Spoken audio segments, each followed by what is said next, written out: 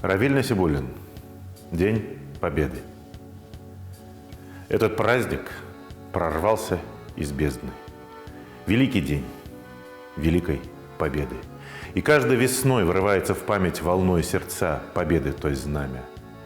Мы ждем этот день, ему преклоняясь, и поименно всех вспоминаем.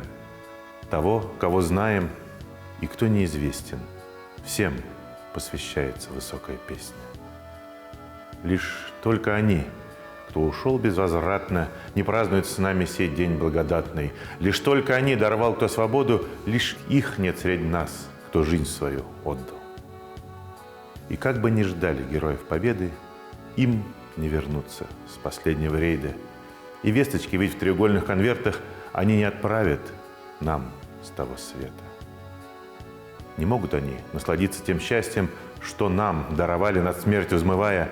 Мы все понимаем, но ждем их обратно, но только не знают об этом солдаты. Но все же, мне кажется, так не бывает, что в раз все исчезло, надежды лишая, вселенная наша, ведь в случае этом в потопе от слез затонула бы следом.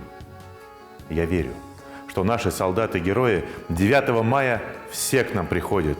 Везде, в городах и в каждом ауле они между нами, они все вернулись.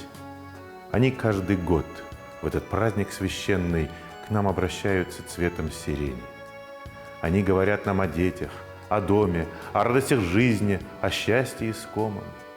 Они говорят нам о силе любви, хоть сами ее и вкусить не смогли, хоть ей одарить они не успели, осталась любовь их неспетою песней.